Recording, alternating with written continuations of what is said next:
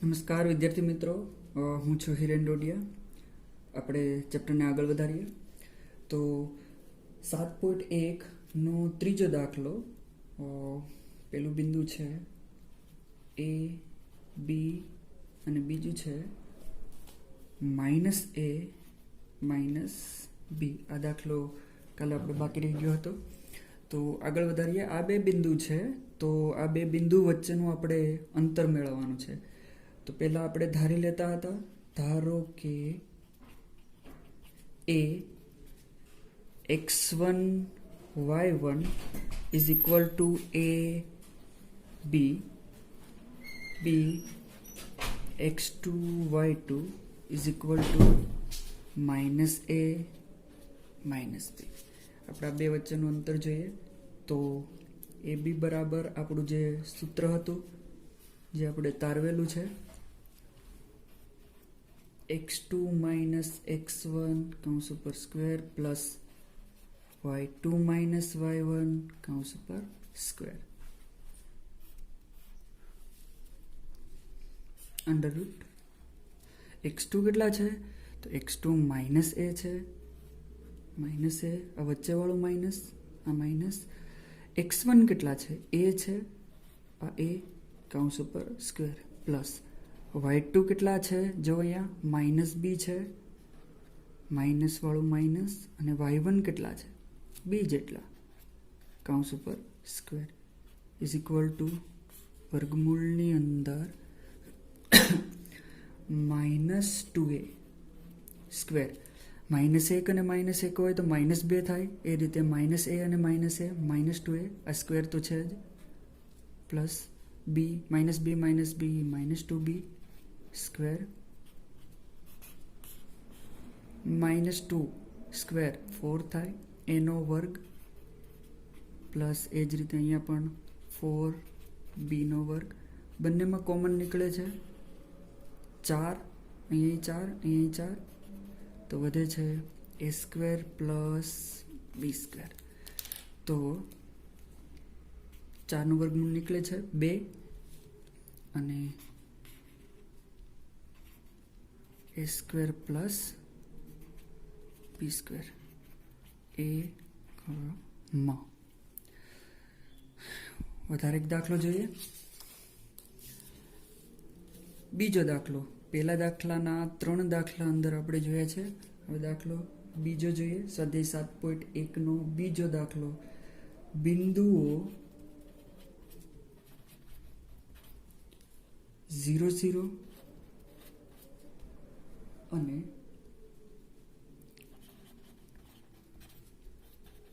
36 15 વચ્ચેનું અંતર મેળવો.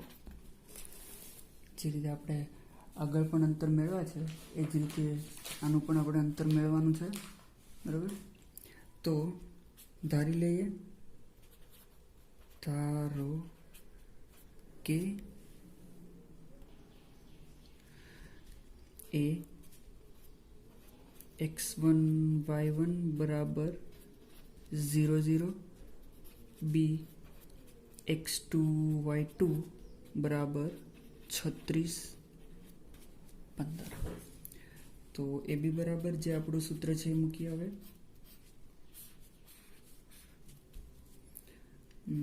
x2 minus x1 square plus y2 minus y1 square.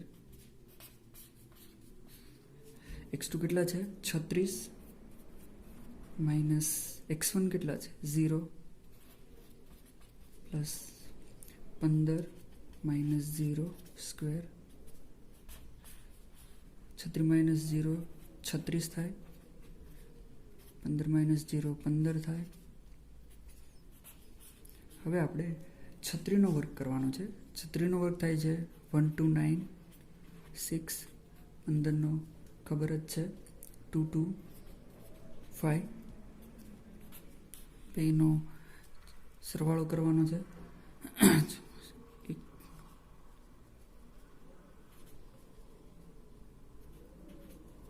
હવે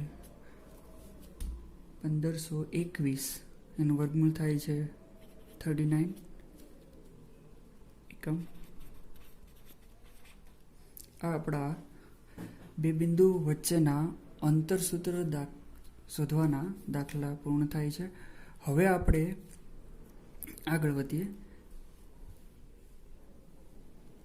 હવેના દાખલા છે આપણા સમરેખ આધારિત ત્રિકોણ અને ચતુષ્કોણ. તો પ્રશ્ન એ રીતે પૂછાય છે કે આપેલા 3 બિંદુઓ સમરેખ છે કે નહીં, ત્રિકોણ બનાવે છે કે નહીં. ત્રિકોણ બનાવે છે તો કયું ત્રિકોણ બનાવે છે? સમબાજુ, સમદ્વિબાજુ, કાટકોણ, સમદ્વિબાજુ કાટકોણ ત્રિકોણ. અને ચતુષ્કોણનો પ્રશ્ન આવે તો આ મોસ્ટ ઓફ તો ચતુષ્કોણ આપણે ઝાઝા બધા છે, એમાંથી 2 ચતુષ્કોણના પ્રકાર છે મુખ્ય, એક અંતઃમુખ અને બહિર્મુખ. તો આપણે આ ચતુષ્કોણનો જ અહીંયા અભ્યાસ કરવાનો છે. સમાંતર બાજુ ચતુષ્કોણ, લંબચોરસ, સમબાજુ અને ચોરસ. તો પહેલા સમરેખનો આપણે માહિતી મેળવીએ. સમરેખ કઈ રીતે સાબિત કરવા? આપેલા 3 બિંદુઓ સમરેખ છે કે નહીં એના માટે આપણે અહીંયા જોઈએ. તો જો એક રેખા છે, અહીંયા એક બિંદુ છે, અહીંયા એક બિંદુ છે, અહીંયા એક બિંદુ છે. જો 3 બિંદુ એક જ રેખા ઉપર આવેલા હોય તો એને સમરેખ કહેવાય. ઓકે, તો એ રીતે તો આપણે કઈ રીતે ખબર પડશે કે આ 3 બિંદુ એક જ રેખા ઉપર આવેલા છે? તો એવી કોઈ જડીબુટી તો નથી કે બિંદુ 3 આપેલા છે, અહીંયા એક નામ નથી લખવા, A, B અને C રાખીએ, X1 Y1 એવું નથી કરવું. તો એવી કોઈ જડીબુટી નથી કે પ્રશ્ન પૂછ્યો છે કે આ 3 બિંદુઓ છે તો એ એક જ રેખામાં છે કે નહીં, એમ જોતા જ ન ખબર પડી જાય. તો આપણે કઈ રીતે એને સાબિત કરીશું કે સમરેખ છે કે નહીં? તો જો સમરેખ હોય તો એ એક જ રેખા ઉપર આવેલા હોય. જો એક જ રેખા ઉપર આવેલા હોય તો AB વત્તા BC ઇઝ ઇક્વલ ટુ કેટલા થવા જોઈએ? AC. એટલે કે AB અહીંથી અહીંયા સુધીનું વત્તા BC is equal to total AC. જો આમ થાય તો એ 3 બિંદુઓ સમરેખ હોય. તો આપણી પાસે બિંદુના યામ તો આપેલા જ હશે. એ આખો આપેલો હશે, મતલબ x યામ y યામ બંને આપેલા હશે. એ જ રીતે B ના અને એ જ રીતે C ના પણ યામ આપણને આપેલા હશે. તો આપણને AB મેળવતા આવડે કઈ રીતે? અંતરસૂત્રની મદદથી. BC પણ એ જ રીતે મળી જાય અને AC પણ એ જ રીતે મળી જાય. તો AB વત્તા BC બરાબર જો AC થાય તો આ 3 બિંદુઓ સમરેખ હોય. બરાબર. હવે એવું જરૂરી નથી કે AB વત્તા BC બરાબર AC થાય તો જ સમરેખ હોય. આ B બિંદુ અહીંયા છે, જો એ છેલ્લે હોય અહીંયા અને અહીંયા C હોય તો AC વત્તા CB બરાબર કેટલા થવા જોઈએ? AB. તો પણ એ 3 સમરેખ બિંદુઓ કહેવાય. એ જ રીતે કોઈ પણ 2 બાજુનો સરવાળો છે એ સીધો આ ત્રીજી બાજુ થાય એના બરાબર થઈ જાય તો એ 3 બિંદુઓ સમરેખ કહેવાય. એ આપણે મેળવીશું. પછી ત્રિકોણ. તો એ આપેલા 3 બિંદુઓ ત્રિકોણ રચે છે કે નહીં એ સાબિત કરવાનું આવશે. અને જો રચે છે તો કયું ત્રિકોણ બનાવે છે એવું પણ આપણને સાબિત કરવાનું પૂછશે. તો ત્રિકોણ ક્યારે બનાવે? જો સમરેખ હોય, 3 બિંદુ સમરેખ હોય તો એ ત્રિકોણ ન જ બનાવે, કેમ કે એ તો રેખા થઈ જાય. બરાબર. તો જો 3 બિંદુઓ અસમરેખ હોય, અસમરેખ એટલે કે એક જ રેખા ઉપર ન આવેલા હોય, 2 બિંદુ છે, આ 2 બિંદુ આ રીતે છે પણ ત્રીજી બિંદુ છે એ અહીંયા નથી, એ આમાં ક્યાંક છે કે અહીંયા ક્યાંક છે, તો એ શું બનાવે? ત્રિકોણ બનાવે. તો ત્રિકોણ માટે કઈ રીતે? જો 3 બિંદુ અસમરેખ હોય તો ત્રિકોણ બનાવે. બીજી રીતે કહીએ તો કોઈ પણ 2 બાજુનો સરવાળો ત્રીજી બાજુ બરાબર થાય તો એ સમરેખ કહેવાય, પણ ત્રીજી બાજુ કરતાં વધારે થાય તો એ ત્રિકોણ બનાવે. એટલે કે આ બે બાજુનો સરવાળો કરો, અહીંયા લખીએ AB વત્તા BC, અહીંયા AC. તો આ બે બાજુનો સરવાળો છે એ AC કરતાં વધારે જ હોય, બરાબર. તો એ ત્રિકોણ બનાવે. હવે ત્રિકોણમાં પણ 3-4 રીત છે. 3-4 ત્રિકોણ આપણે સાબિત કરવાના આવશે. કયા? સમબાજુ. જો 3 બાજુ, આને આપણે થોડી વાર માટે A, B અને C લઈ લઈએ.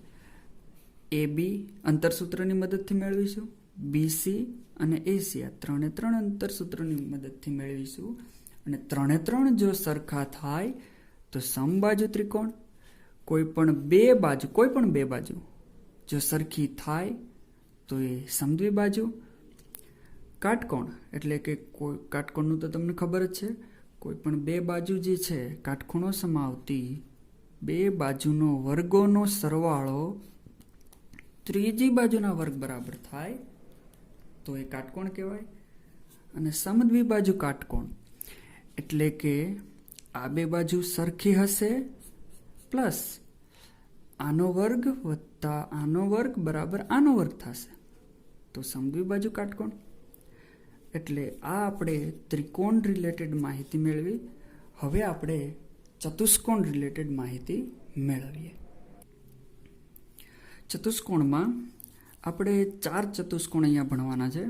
એક છે સમાંતર બાજુ, લંબચોરસ, બંને ભેગા કેમ રાખ્યા છે એ પણ હમણાં કહું, સમબાજુ અને ચોરસ. સાબિત કરવાનું આવશે કે આ 4 બિંદુઓ છે એ કયું ચતુષ્કોણ રચે છે, બરાબર. સૌપ્રથમ તો આપણે એ ભણી લઈએ કે ચતુષ્કોણ બનાવે છે કે નહીં. પહેલા તો એ ભણી લઈએ. ચતુષ્કોણ બનાવવા માટે કોઈ પણ 3 બિંદુ સમરેખ ન હોવા જોઈએ. જો અહીંયા A છે, અહીંયા B છે, ત્રીજો જો અહીંયા હોત તો આ ચતુષ્કોણ બનત નહીં. એટલે 2 બિંદુ હોય ઓકે ચાલે, પણ ત્રીજું બિંદુ સમરેખ હોવું જોઈએ નહીં, એટલે કે એક જ લાઈનમાં હોવું જોઈએ નહીં. જો એવું થાય તો આ ચતુષ્કોણ બનાવે. આ છે ચતુષ્કોણ બનાવવાની શરત. હવે આપણે કેટલાક ચતુષ્કોણ જોઈ લઈએ જે આપણે જોયા છે એની જ વધારાની માહિતી મેળવી લઈએ. પેલું છે સમાંતર બાજુ ચતુષ્કોણ. હવે સમાંતર બાજુ ચતુષ્કોણમાં કેવું હોય કે સામસામેની બાજુ સમાંતર હોય, સામસામેની બાજુ સમાંતર હોય, અને આ જે વિકર્ણો છે એ દુભાગતા હોય, પ્લસ વધારામાં કે આ વિકર્ણો સમાન ન હોય. એટલે કે જો આને A, B, C અને D નામ આપીએ તો આ જે AC છે અને આ જે છે BD એ સરખા હોય નહીં. બાકી સામસામેની બાજુ તો સમાંતર હોય જ છે, બરાબર. આમાં સામસામેની બાજુ કેવી હોય? સમાંતર સમાન, AB, CD અને BC અને AD. પણ AC does not equal to BD. AC અને BD સરખા હોય નહીં, બરાબર. હવે આપણે ભણીએ આ પેલું ગણતું સમાંતર,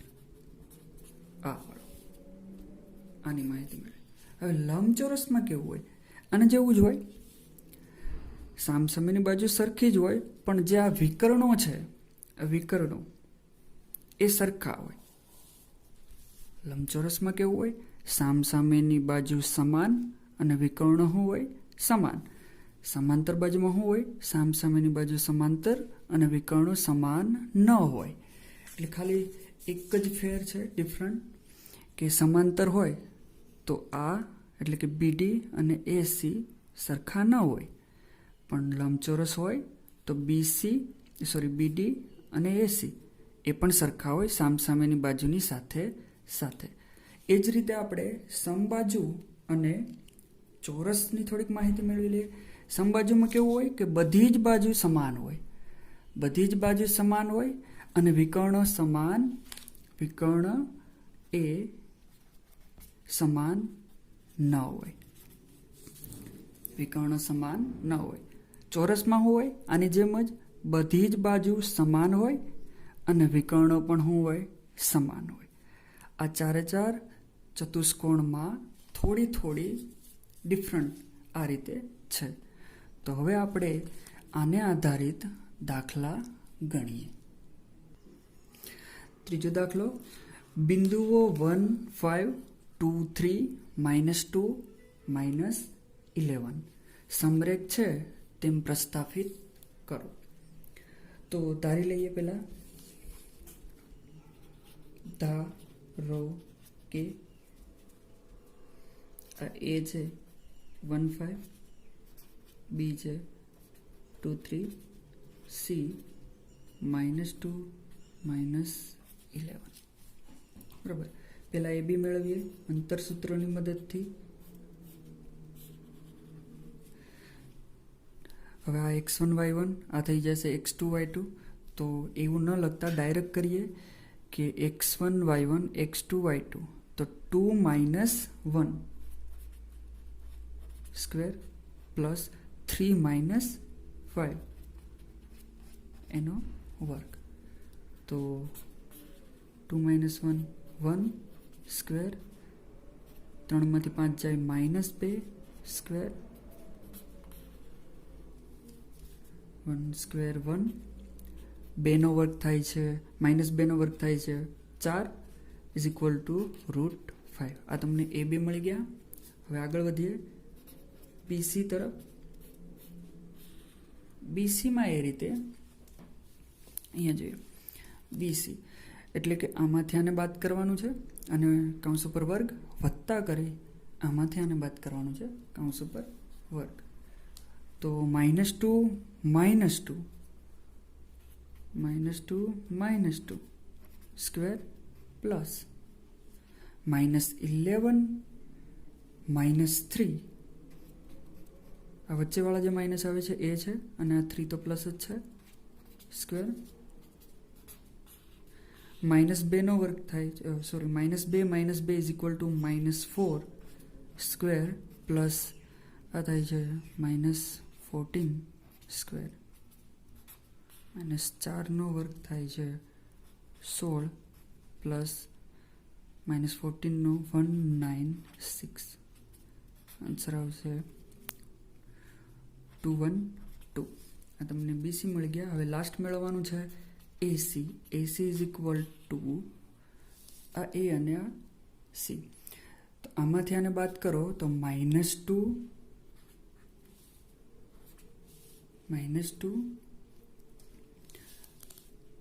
-1 સ્ક્વેર પ્લસ હવે અહીંયા જોઈએ -11 -5. માઇનસ જે હું બોલું છું પાછળથી એ વચ્ચેવાળું માઇનસ છે સૂત્રવાળું. તો -11 -5 સ્ક્વેર, -2 -1 આન્સર આવે છે -3 square, -16 square, -3 square 9 plus 256 answer આવે છે 265. તો અહીંયા જોઈ લઈએ કે પેલો જવાબ હતો આ, બીજો છે આ અને ત્રીજો છે 265 વાળો આ. તો કોઈ પણ બેનો આ AB BC અને AC તો કોઈ પણ બે બાજુનો સરવાળો ત્રીજી બાજુ થતી નથી. આ જવાબ તમને દેખાય છે 3 એક અહીંયા છે, એક અહીંયા છે અને એક અહીંયા છે. એવું નહીં કે AB + BC = AC થવું જોઈએ. AB + AC = BC થાય તો પણ ચાલે, પણ આમાં તો કોઈ પણ બે બાજુનો સરવાળો ત્રીજી બાજુ થતી નથી. એટલે અહીંયા લખી નાખવાનું છે કે ABC, સોરી બીજા પેજમાં જ લખીએ.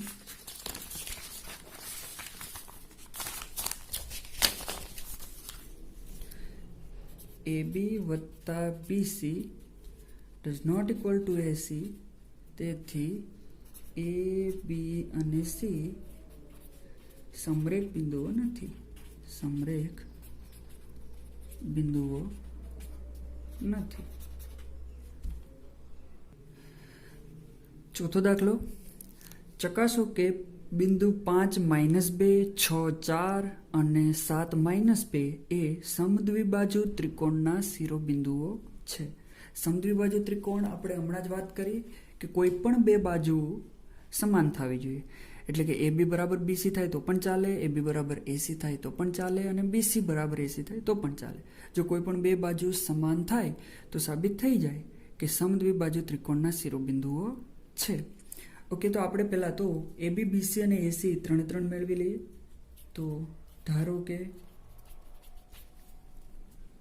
A કેટલા છે 5 અને -2, B કેટલા છે 6 4, C કેટલા છે 7 -2. પહેલાં આપણે AB મેળવીએ. AB ઇઝ ઇક્વલ ટુ √ મેળવીએ તો આ x1 y1 આ x2 y2 તો 6 - 5 કૌંસ ઉપર વર્ગ, સૂત્રવાળો પ્લસ છે. હવે 4માંથી આને બાદ કરવાનું છે. 4માંથી આ એક y1 છે એને બાદ કરવાનું છે, પણ આ ઓલરેડી માઇનસ છે જ. તો 4 આ માઇનસ અને પાછો આ માઇનસ, તો માઇનસ થશે પ્લસ 2 એનો વર્ગ. 6માંથી 5 જાય 1, 4 + 2 6, 1નો વર્ગ 1 અને 6 36 √37. AB આવી ગયું. હવે આપણે મેળવવાનું છે આ જ રીતે BC √ BC જોઈએ. જો અહીંયા 7 - 6 સ્ક્વેર, આ -2 છે, આ વચ્ચેવાળા માઇનસ અને આ 4 છે એ પ્લસ છે, તો અહીંયા આ જ રીતે રાખવાના સ્ક્વેર. 7 - 6 1નો વર્ગ, -2 - 4 -6નો વર્ગ, 1 -6નો વર્ગ 36. આન્સર આવે છે 37. ઓકે, આ એક અને આ એક બે તો સરખા થઈ ગયા છે. હવે ત્રીજું પણ જોડે મેળવી જ લઈએ. અહીંયા જ મેળવી લઈએ. AC વર્ગમૂળની અંદર AC, જો અહીંયા A અને આ C. 7 -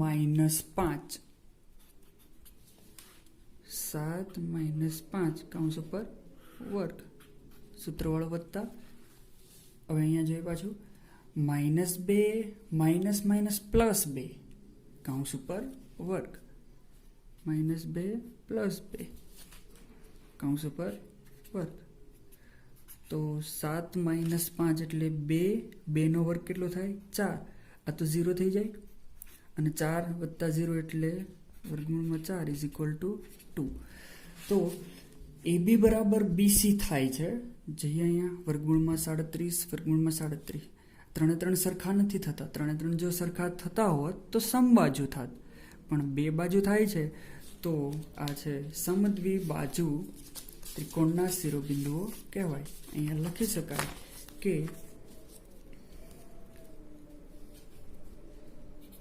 AB બરાબર BC થતું હોવાથી AB અને C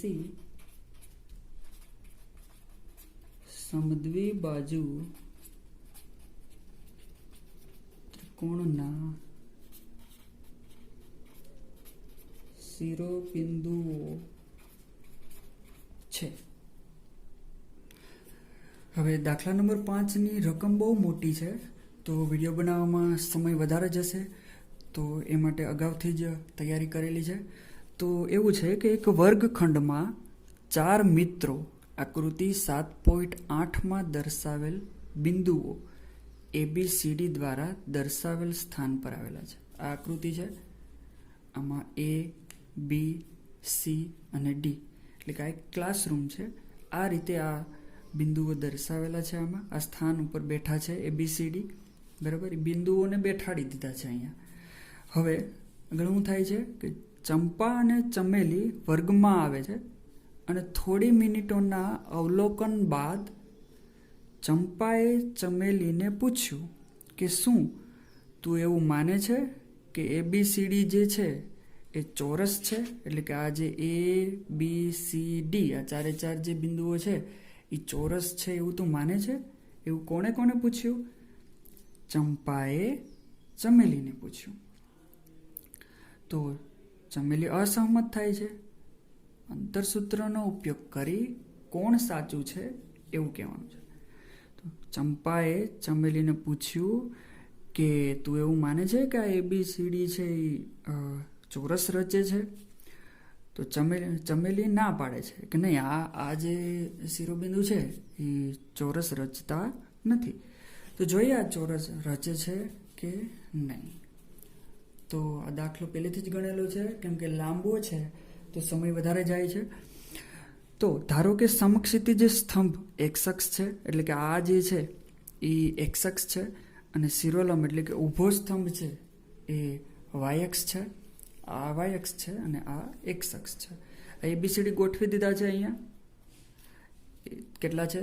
3 4 ધારી લીધા કે એ છે ઓલરેડી 3 4 આપેલા જ છે.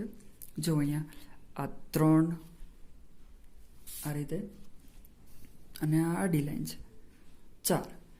તો આ રીતે અહીંયા જે બિંદુ આવશે એ કયું થશે? 3 4. આપણે આ તો ધોરણ 9માં અભ્યાસ કરી ચૂકેલા છીએ. આમાં એક્સિયમ કેટલો હોય? 6 અને વાયમ કેટલો હોય? 7. આ ડી છે આપણો. અહીંયા એક્સિયમ હોય 9 અને વાયમ કેટલો હોય? આડી લાઈન જોઈ લઈએ 4. ઓકે, આ બી છે એ 6 અને આમ 7. એ જ રીતે અહીંયા ગોઠવી દીધા છે આપણે કે અહીં A 3 4, B 6 7, C 9 4 અને D 6 1. હવે આપણે શું કરવાનું છે કે આ ચારે ચાર શિરોબિંદુ એ ચોરસ રચે છે કે નહીં. તો ચોરસ રચવા માટે પહેલાં તો AB મેળવવું પડશે, BC મેળવવું પડશે, CD, DA અને બંને વિકર્ણો. આ 6 વસ્તુ આપણે મેળવવી પડશે. જો AB બરાબર BC બરાબર CD બરાબર DA થાય અથવા AD થાય, આ ઉપરાંત બંને વિકર્ણો કયા કયા? તો કે આ BD અને આ AC આ વિકર્ણો પણ સરખા થાય તો આ ચોરસ રચે, બાકી ચોરસ રચે નહીં. તો આપણે AB મેળવીએ. તો AB જો AB કઈ રીતે મેળવેલ છે? 6 - 3 કૌંસ ઉપર વર્ગ, 7 - 4 કૌંસ ઉપર વર્ગ, અંતરસૂત્ર વત્તાવાળું જે છે એ જ. 6 માંથી 3 જાય 3 વધે એનો વર્ગ, વત્તા 7 - 4 એટલે 3 એનો વર્ગ, 3 નો વર્ગ એટલે 9 વત્તા 9 થાય છે 18. 18 ને 9 ગુણ્યા 2 કહેવાય. 9 નું વર્ગમૂળ થાય છે 3 અને 2 નું નીકળતું નથી. આ જ રીતે આપણે BC મેળવીએ. તો BC માં કઈ રીતે થશે? 9 - 6 નો વર્ગ અને 4 - 7 નો વર્ગ. અંતરસૂત્રમાં મૂકીએ તો અહીંયા BC છે. જોઈએ 9 - 6 નો વર્ગ વત્તા 4 - 7 નો વર્ગ 3 થાય છે. 4 - 7 -3 નો વર્ગ, 3 નો વર્ગ 9 -3 નો વર્ગ 9, 9 9 18 અને આ આગળની રીતે જ 9 ગુણ્યા 2 કહેવાય આને. આ રીતે એટલે 9 નું વર્ગમૂળ થાય છે 3 અને 2 નું નીકળતું નથી. એ જ રીતે CD મેળવવાનું છે, એ જ રીતે AD પણ મેળવવાનું છે. તો CD એ જ રીતે 3√2 થાય છે અને AD પણ 3√2 થાય છે. તો AB બરાબર BC બરાબર CD બરાબર AD અને બધા જ કેટલા થાય છે? 3√2 થાય છે. એટલે કે ચારેય બાજુ કેવી થાય છે? સમાન. હવે આપણે વિકર્ણોની માહિતી મેળવીએ. તો વિકર્ણો AC અને BD બંને મેળવવાના છે. તો આપણે અહીંયા જોઈ લઈએ કે AC અને BD શું હતું. AC અને BD આર્યા AC તો 9 - 3 અને 4 - 4. તો અહીંયા જોઈ લો AC 9 - 3 અને 4 - 4. 9 - 3 એટલે 6 નો વર્ગ વત્તા 4 - 4 એટલે 0 એનો વર્ગ, 36 + 0 36 અને એનો વર્ગમૂળ થાય છે 6. એ જ રીતે આપણે BD જોઈ લઈએ. BD એટલે એટલે કે 6 માઇનસ 6 અને 7 માઇનસ 7. તો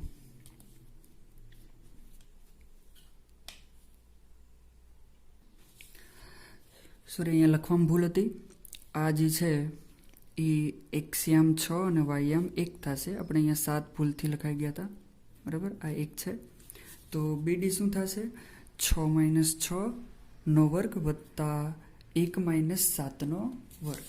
હવે અહીંયા જોઈએ, 6 માઇનસ 6 નો વર્ગ વત્તા 1 માઇનસ 7 નો વર્ગ. 0 નો વર્ગ અને 1 માઇનસ 7 એટલે માઇનસ 6 નો વર્ગ. 0 નો વર્ગ 0, માઇનસ 6 નો વર્ગ 36. 36 નું વર્ગમૂળ થાય છે 6. એટલે વિકર્ણો પણ કેવા થાય છે? સમાન. તો બંને વિકર્ણો પણ સમાન થાય તો ABCD છે એ ચોરસ છે. એટલે કે ચંપા જે કહેતી હતી એ સાચું છે. હવે જો આ ચારે ચાર બાજુ સમાન છે અને જો આ બંને વિકર્ણો સમાન ન હોત તો આ સમબાજુ ચતુષ્કોણ